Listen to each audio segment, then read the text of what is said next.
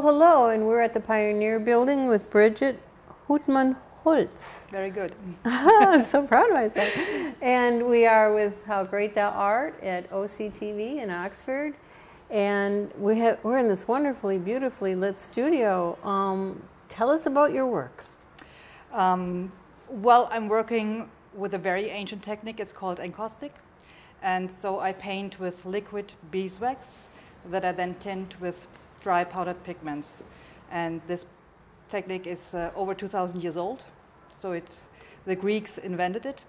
And I'm very happy that I discovered it because this is my niche. That's what I want to do. And it is very exciting to work with a blowtorch and melt the painting. So I paint with a brush and the blowtorch.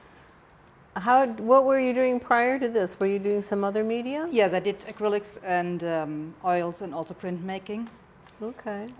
But I found myself competing with my uncle, who was an artist, a very good one, painting in oil. And so I thought, this is my medium. Also, it smells wonderfully. It's always honey, and you think you're in a meadow. Oh, how nice. Yeah. Rather than smelling turpentine, I totally see that.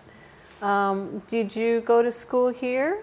No, I'm actually not academically trained in art. I'm a physical therapist by trade. When I came here, I had little kids and couldn't work. And it runs in my family, so there are artists, and I just started, I would say, 10 years ago. Okay. Well, it's a wonderful outlet, obviously, you know, to be able to express yourself. We're sitting here in front of all your paintings. Are these all encaustic? Yeah, those are all encaustic. Those are beeswax paintings done on birch panel. And this is called the Eon series. And it talks about the infinity of beauty. But with a double meaning. It also talks about entropy and decay, because I think there's an infinity beauty also in decay and entropy. And so the most sublime holds also a moment of catastrophe and death. For instance, with that painting here, it is, in my imagination, a scenery of a hurricane, of a touchdown.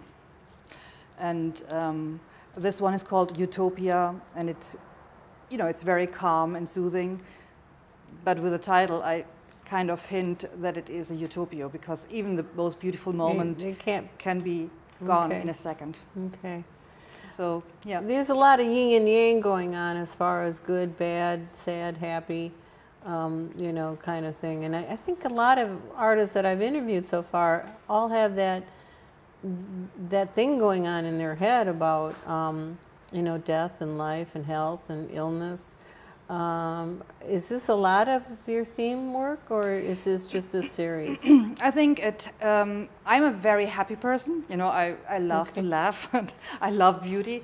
But I think in my art, I go into the deeper level of my consciousness, where I address socio and political issues. For instance, that series is started out of about the Syrian war, which, you know, has a lot of casualty and ruthless violence, and it's my way to cope with this and transcendent tragedy. And the flowery paintings, those are paintings about Detroit, so the overgrown city. Oh, yes. Right, yes. And so it also has an ambiguity there. You know, I really think it's beautiful. In May, when you see all the dandelions. I'm German, so I love dandelions. I know the American doesn't do that.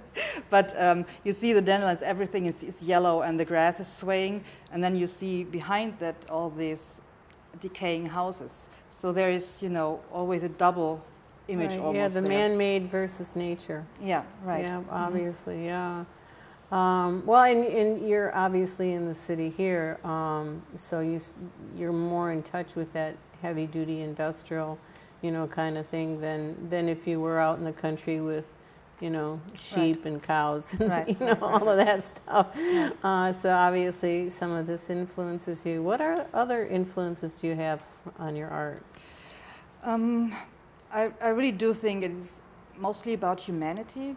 You know, human being and life, of course, and yeah, as I told you, transcending tragedy, making it wholesome in a way, accepting that it belongs to life, death and catastrophe and illness, or nature catastrophes. It's a symbolic language, I think, that I'm using in my art. Well, yes, I can see that. I think everyone is trying to, find answers, find how to deal with, life, death, tragedy, violence, and so many artists work their way through, all those emotions, either by painting or writing or Right. whatever. I think it's really become much more of a theme than it used to. Mm-hmm. And I think we're so much more aware, probably because of TV and all of those things. If you and what would your message be then? If you could just like shout it out there, and 3 million people every day would hear it. Look behind the surface. Okay. Look behind the surface. See the layers. And Well, I think which is what encaustic is, right? exactly. And this is the thing, because with the encaustic it is layered, heavily layered, and there are translucent layers and opaque layers. So the light is traveling through and bounces out again, and all of a sudden it gets three-dimensional, like an old muscly painting with a lot of glazing. Mm-hmm. And I think this is what really, really captured me in that medium, that you have with changing light, daylight or evening light or artificial light, you have a different approach and you have a different painting. So if you look behind the surface, if you take time, to really study your subject, whatever it is in life, Mm-hmm. I think Mm-hmm. you will find very, very different, beautiful aspects in life that you can feed off and that you can really surprise yourself. Oh, that's a great sentiment. Thank you. That's Thank you. a good share. If there was some advice you could give young artists, what would it be? Travel. Okay. I think it's very important to take your time to travel, to see different countries, different cultures, to see what is done differently in other parts of the world. Okay. And I'm going to stop you here because we got to go to a break. Yep. And we'll be right back. Thank you.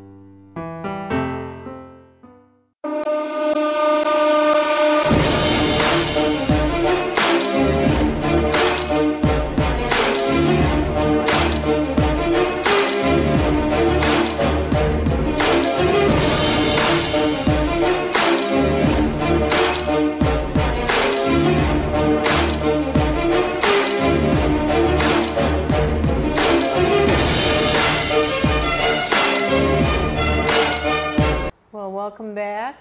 And you were talking about what advice you would give for a young up-and-coming artist. Right. I mean, I think for every young adult, I would say travel and see different places, different cultures, different approaches, different values, and then go back and see what is really yours, and then work hard. Every brush stroke counts. I think it's the mileage of the brush stroke that ultimately masters your style and your skills, of course, and then challenge you always try to work on your limits of your skills, because where there's room for failure, there's room for growth. Okay, that's another yin and yang thing, isn't it? Well, it's yeah. Tell us where you're showing. What galleries are you in? Yes. And I have a gallery in Wyandotte. It's the River's Edge Gallery that is Okay. here in Michigan. And I have a solo show upcoming in October called Between Heaven and Earth. okay. And I recently won a national award, the Platform Award, and I got a solo show and a gallery contract in Oklahoma City in the good Paseo for Gallery. you. So I will have a solo show in spring 2014. And I have a gallery in Germany, back where I'm from, Okay. in Karlsruhe. And then I show in local venues when there's a group exhibition. Okay. Do you think in Europe art is more encouraged than here? I do think that in Europe it's more academic. I think I would have not dared myself to pursue art. I think so. Because it's very institutional. How do you say Institutionalized? Very good, thank you. And the barrier is very high, and to jump over that and to say, I don't care, I just do my thing.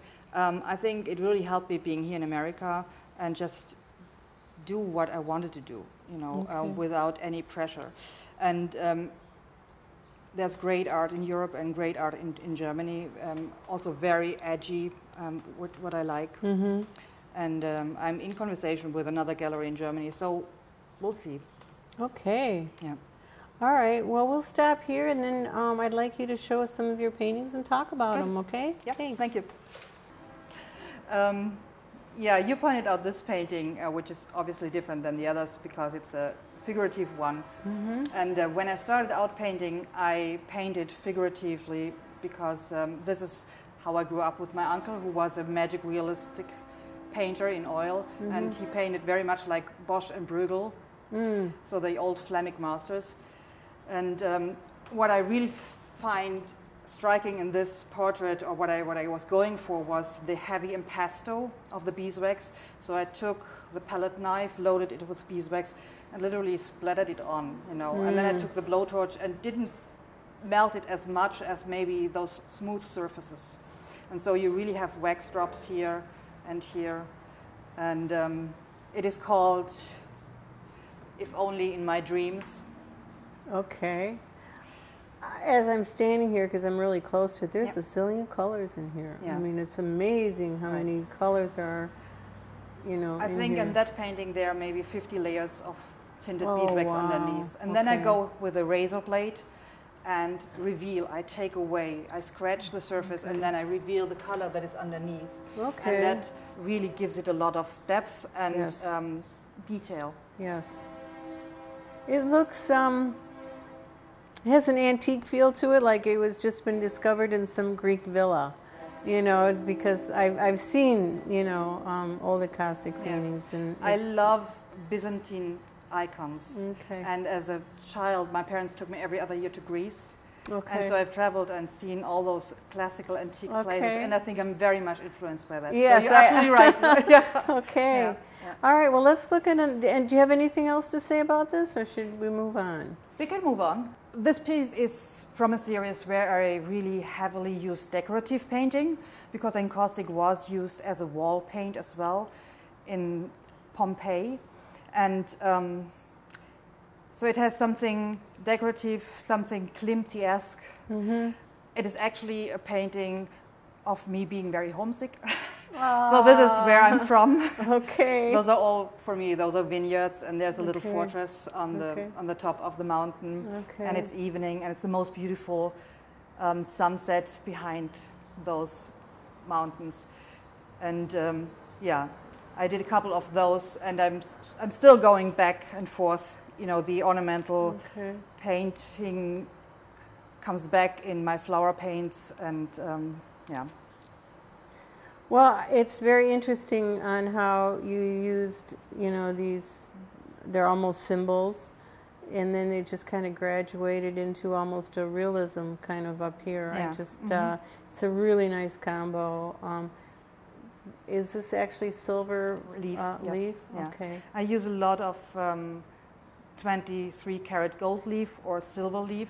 And Okay. it's fascinating with the wax painting because I don't need any adherence. I just rub the gold leaf on top of the waxy surface, and since it has It tooth, it adheres. sticks, right? Okay. And then you can play with it. You can overpaint it with a translucent layer, then it's not as shiny as if it's revealed. And again, when the light switches, or when it alters its angle, all of a sudden the gold leaf or the silver leaf is the prominent piece of the painting. And so Okay. you know, it's a constant reminder of, again, change and Okay, cool. movement. All right. Well, let's go on to the next one. Okay, Bridget, we're back here with some encaustic monoprints. And as I'm looking at them, they almost have kind of an oriental feel, especially, you know, those. Tell us a little bit about these. I have attended an advanced monoprint workshop in Santa Fe, and I think they're for the colors. Okay. And encaustic monoprint is a very fun technique, very painterly as monoprints are. So you have a surface, and I paint on a hot anodized aluminum plate. And when the wax melts on the plate, I put the paper down, rub it with a Japanese burn, and then I pull the print, and then I analyze it, and then I go back and forth and back and forth. And it's Japanese paper, it's kozu paper, and so the wax saturates the paper, and there are little spots of metallic pigment that sits on top. Okay. And oriental, yes, I think, but I was inspired by the Santa Fe colors, definitely. How do you get these thin lines? They almost This was actually done with a brush and with India ink. okay. So I painted beforehand the paper, and then I went and printed it. And with those here, this was my last day in the workshop. I just wrote lyrics on top of it from music that I was listening to. Okay. Do you listen to music when you paint? Yes, always, always. Do you have a favorite artist? No, I change. I'm a frequent customer, so I buy a lot of music, and so I paint to classic, I paint to world music, I paint to rock, pop, indie, whatever. It's, yeah. Okay, Yeah. very good. We didn't ask before about your webpage. Do you have a webpage? Yes, I do. I have a webpage, and it is not my name, Birgit Hattemann-Holz. It is. I made a combination of how I paint. I paint with fire, so it's the bright stroke, not the brush stroke. So Okay. it's www.brightstroke.com. Okay, Yeah. we got that. Very good. And I know you have some stuff ready to show us on how you do this magic, so let's look at that. Returning to the crash site is tough. Made a traffic stop on Gratiot. As I was about to go and get my dog out of my car, a drunk driver struck the back of my canine SUV. The mirror and spotlight on my driver's side pillar struck me square in the face. What I do remember is what everybody... I remember what everybody did for me. Living Legends helps cops and their families in need. Please donate today.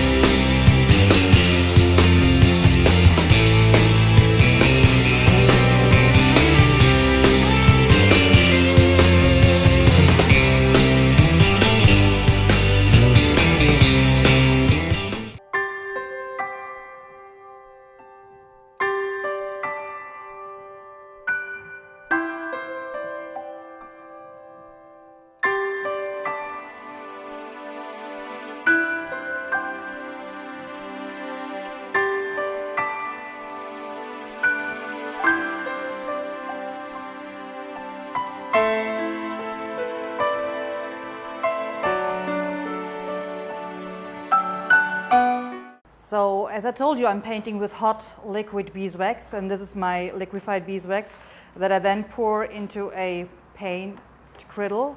This is my palette. I then add dry powdered pigments, and this is then my color and medium. And as you can see, it's very luscious and luminous. And then I have around 2 seconds before the color or the liquefied beeswax solidifies. And so I have to paint very fast. So I don't have to wait until the color is dry or the paint is dry, but until it's cooled. And so I would do this.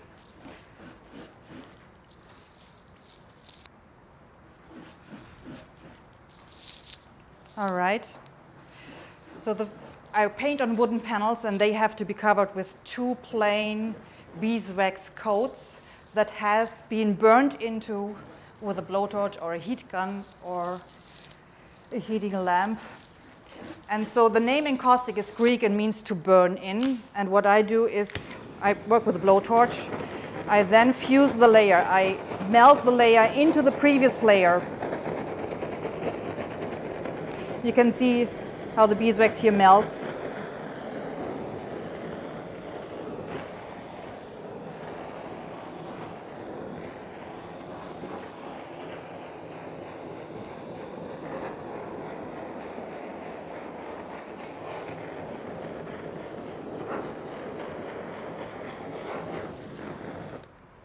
And if I now select a different color, for instance, I'll take a little bit more red.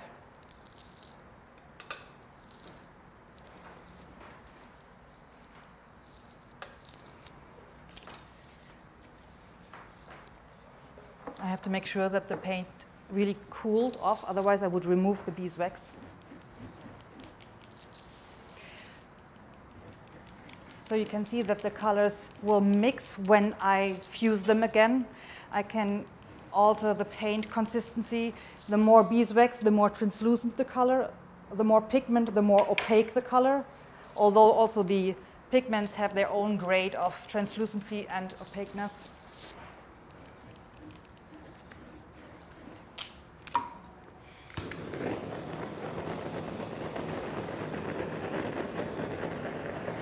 And I'm going on and on and on. So on those paintings that you saw that are hanging on the wall are 40, sometimes 40 layers of beeswax.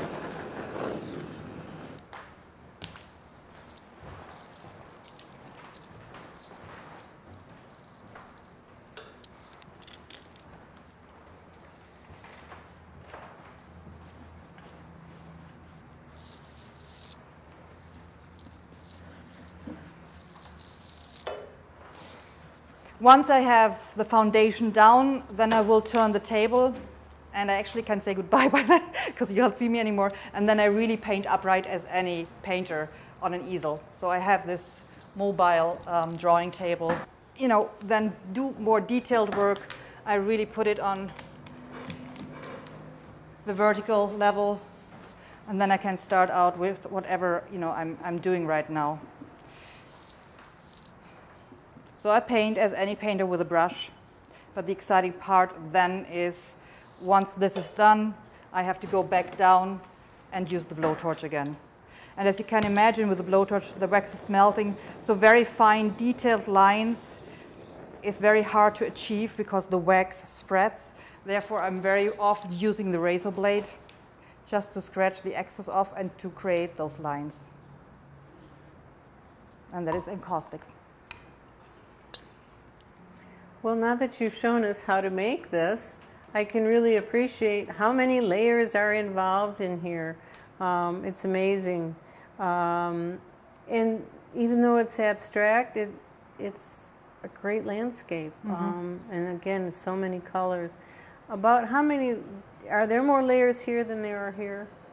I think there are more layers in the inferior part here. But I don't remember. But it has a different technique, a different approach, and maybe that's why you're. Well, this is actually not done with a blowtorch. The encaustic people, the Greek, they used hot stones to move over the surface to fuse the layers. Oh. They didn't have a blowtorch, right? Yeah, or an iron even, right, probably. Right. So nowadays we use irons. Okay. So this iron is heated, and then I slowly go over the surface. And there you have much more texture, where the wax is not built up, it is not touched by the iron. And so it gets almost like a fresco style appearance here. You have to be careful when you do the iron because it's really going fast, and so the colors that is underneath shows up and it's getting all muddy. So therefore I say... Or you might have an iron print in there if you... Right. And you go down to the wood, right. So when you do the iron, you have to be very careful. Okay. And this is on wood? This is on wood, yes. Has it ever been done on anything else, like canvas? Or? You can do beeswax paintings on canvas, but you endanger the painting because the bounce of the linen will crack the beeswax. So beeswax is very brittle. If you want to paint on canvas, you have to use an industrial wax, which is microcrystalline. This one is done with microcrystalline. It has a longer chemical chain, more tech. So usually the beeswax paintings are done on a very rigid surface, like linen stretched on wood or on wood panel. Okay. So the old ancient Fayum portraits were done on linen stretched on wood. Wow. And they are 200 BC old. They are Okay. really 2,200 years old. And you have one here in Detroit at the DIA in the Egypt section. Yes? Yes. Oh, I have to see that. Yeah. All right. Does this have a title? Yeah, it's called Passage or Passage. Okay.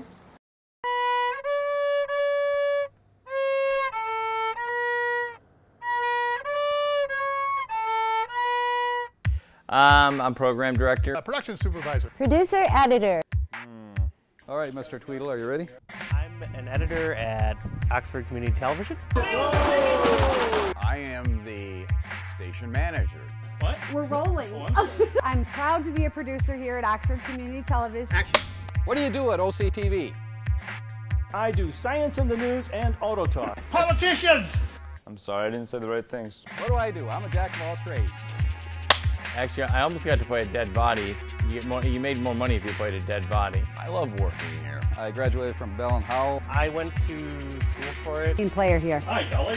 Dave. And I bring all the shows that you watch together. In the business for 40 years. Been a production manager, been a program manager, been a general manager. A, B, C, D, E, F, G. Wham! Wham!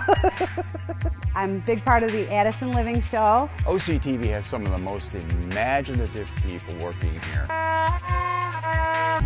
You can take a story and turn it into something visual. I'm constantly an individual who wants to learn things. I do this because we are your voice. I love to do music stuff here with OCTV. I love enthusiasm. I love people who enjoy their job. He can do that. Anything about broadcasting, I just really loved it. We want you. I am. I am. I am. I am. I am. I am. I am. I am OCTV. I am OCTV. I am OCTV. I am OCTV. I am OCTV. I am OCTV. I am OCTV.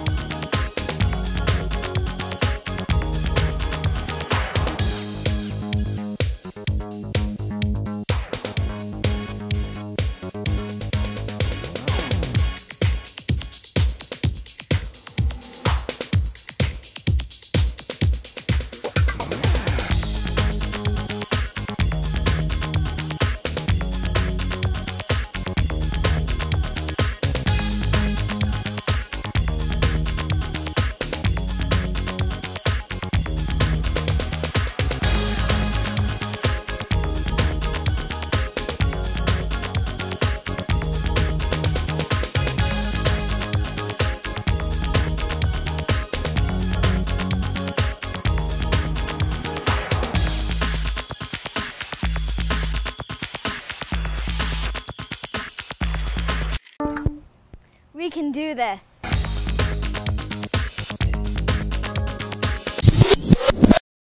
Well, Bridget, thank you so much for showing. It's been so educational. I had no idea about how all this worked. I'm glad you came, and thank you for being again with us. And repeat again your webpage. My webpage is www.brightstroke.com. Okay, well, thank you. Thank you so much for having me. And thank you for joining us at OCTV.